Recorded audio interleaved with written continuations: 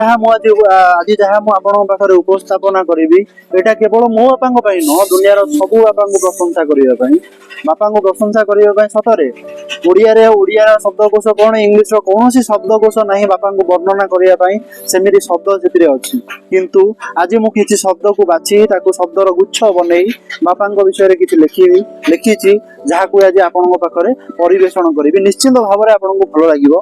तो चलतु video T आरंभ करवा और लेखाटा को एंजॉय करवा। बापा तुमे केवल मोर पिता नुह तुमे हेउच मो सृष्टिर प्रथम पर्व मोर अस्तित्व आद्य स्वर।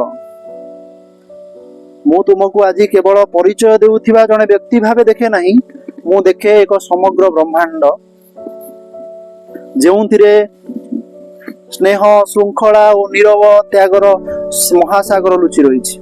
तुमे हेउच सही अनावृत ग्रंथ जार प्रतिटी शब्द मते जीवनर असल अर्थ बुझाइछि। एही लेखा केवल किछि शब्दर समाहार नुहे एहा हेउछि तुम प्रति मो हृदयर अप्रकाशित प्रणाम। तुमर महानियता वर्णना करिबा बाक्रे अतीत। बापा तुमे कर्तव्यर कठोरता प्रेरणार झरणा। तुमर व्यक्तित्व हुए तो एक पाषाण शिला परी दुर्भेद्य एवं तुमे सर्वदा नियमानुवर्ती किंतु मु जाने से दृढ़ता तले एक स्वच्छ स्नेहर झरणा प्रवाहित जेउथिरे केवल मो पाई अपरिसीमा ममता भरी रही। आमे जीवन जेउ निरापद छाया तले परिवर्तित होइछु ताहा तुमर त्याग और कर्तव्यनिष्ठतार विशाल वटवृक्ष। मोर मने अछि तुमे असुस्थ थाई मध्य सकाळ उठी कार्यक्षेत्र को जाउथिल। तुमर देहर जंत्रणा तुमर कपाल रे थिबा श्रम स्वेदरे लुचि रहितिला। आम आगरे तुमे केबे भी अभियोगर शब्द उच्चारण करिना।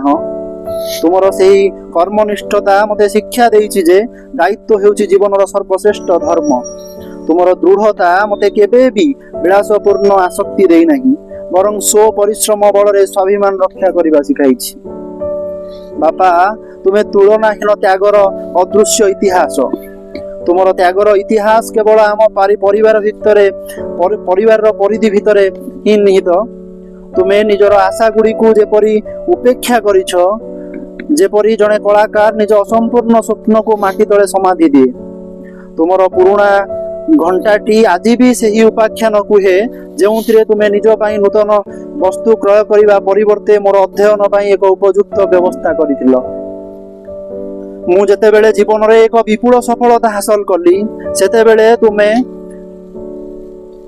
पृष्ठभूमि रे ठिया होई केवल नीरव हास्य करुथिल। सेही हसरे थिला वर्ष वर्ष धरी जमा होइतिबा परिश्रमर परम संतोष। तुमर महनीयता हेउछि जे तुमे केबे भी तुमर त्याग को प्रदर्शित करिनाह। तुमे हेउछ एकमात्र नीरवदाता जहांकर आनंद केवल संतानर सुख समृद्धि रे निहित। बापा जीवन दर्शनर तुमे हेउछ प्रकृत पाठ। तुम ठारू मु पाइथिबा सबुठु बड़ संपत्ति हेउछि तुम जीवन दर्शन। तुमे कुह बृहत लाभ करिबा पूर्वरु सत्यनिष्ठ हुओ। तुमे मते शिक्षा देइछ जे समस्या हेउछि जीवनर एक अपरिहार्य अंग किंतु समस्या ठू पलायन न करी ताकू एक आह्वान भाव में ग्रहण करबा उचित। थरे मु एक गुरुत्वपूर्ण भ्रांति रे पड़ी जाइतिली जहाँ मते खूब मानसिक कष्ट देइतिला। तुमे मते दंड देवा परिवर्ते मो पाखरे बसी रहिल एवं शांत स्वर रे कहिल त्रुटि करिबारे लज्जित हो नाही किंतु सेही त्रुटि को पुनरावृत्ति कले ताहा निंदनीय अटे। सेही दिव्य वाणी मो भितरे थिबा समस्त दुर्बलता को दूर करी मते अधिक शक्तिशाली करितिला। तुमर शिक्षा मते केवल धन अर्जन करने को नुहे बरं सम्मानर सह जीवन यापन करने को शिखाइछि। बापा तुमे हेउच अविचलित विश्वासर सेतु। तुमको नहीं मोर विश्वास सर्वोच्च। जेतेबेले मो जीवनर सबु दिग अंधकारमय लागे मु केवल तुमर शांत मुखमंडल को चाहे। तुमर आखिरे नीरव निश्चिंतता मते आश्वासना दिए जे जहाँ भी विपद आसुना कहीं तुमे सबु बेले मो पाखरे मो पाई अक्षय कवच होई ठिया होइछ। तुमे मते केबे भी मिथ्या प्रलोभन दियो नहीं बरं वास्तवता को साहसिकतार सह सामना करिबा पाई प्रस्तुत कर। तुमे हेउछ सेही सुदृढ़ दुर्ग जहाँ वर्ष वर्ष धरी झड़ झंझा एवं कालर परिवर्तन को सही आम परिवार को सुरक्षा प्रदान करिछि। ମୋ ଜୀବନରେ ଆସିଥିବା ସବୁଠୁ ବଡ଼ ସୌଭାଗ୍ୟ ହେଉଛି ତୁମର ସ୍ନେହାଶିଷ ଓ ତୁମ ଅବିଚଳିତ ଶୁଭେଚ୍ଛା। ବାପା, ତୁମେ ହେଉଛ ଅମୂଲ୍ୟ ଋଣ।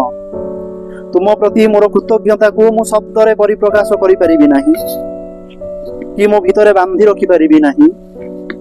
ତୁମେ ମୋତେ କେବଳ ଜୀବନ ଦେଇନାହ, ବରଂ ସେହି ଜୀବନକୁ ଏକ ମହତ୍ତ୍ୱପୂର୍ଣ୍ଣ ଉଦ୍ଦେଶ୍ୟ ଦେଇଛ।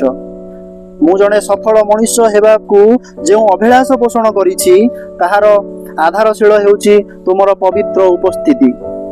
ତୁମର ଅମୂଲ୍ୟ ଋଣ କେବେ ବି ପରିଶୋଧ ହେବ ନାହିଁ, କିନ୍ତୁ ମୁଁ ପ୍ରତିଶ୍ରୁତି ଦେଉଛି ଯେ ମୁଁ ସବୁବେଳେ ଜଣେ ଭଲ ମଣିଷ, ଜଣେ ଦାୟିତ୍ୱବାନ ସନ୍ତାନ ହେବା ପାଇଁ ସଂକଳ୍ପବଦ୍ଧ ରହିବି, ଯାହାଦ୍ୱାରା ସମାଜରେ ତୁମେ ମୋ ନାମରେ ଗୌରବାନ୍ୱିତ ହେବ। ବାପା, ତୁମେ ସବୁଦିନ ପାଇଁ ମୋର ଆଦର୍ଶ, ମୋର ସର୍ବଶ୍ରେଷ୍ଠ ଗୁରୁ ଏବଂ ମୋର ଅପୂର୍ବ ଗୌରବ। ଧନ୍ୟବାଦ। ଯଦି ଭିଡ଼ିଓଟି ଭଲ ଲାଗେ ନିଶ୍ଚିନ୍ତ ଭାବରେ ଚ୍ୟାନେଲକୁ ସବସ୍କ୍ରାଇବ କରିବେ ଆଉ ଭିଡ଼ିଓକୁ ସେୟାର କରିବେ। ଆଉ ଯଦି ବାପାଙ୍କୁ ଭଲ ପାଆନ୍ତି ନିଶ୍ଚିନ୍ତ ଭାବରେ ବାପାଙ୍କ ପାଖକୁ ଏ ଭିଡ଼ିଓଟି ନିଶ୍ଚିତ ପହଞ୍ଚେଇବେ। ରହୁଛି।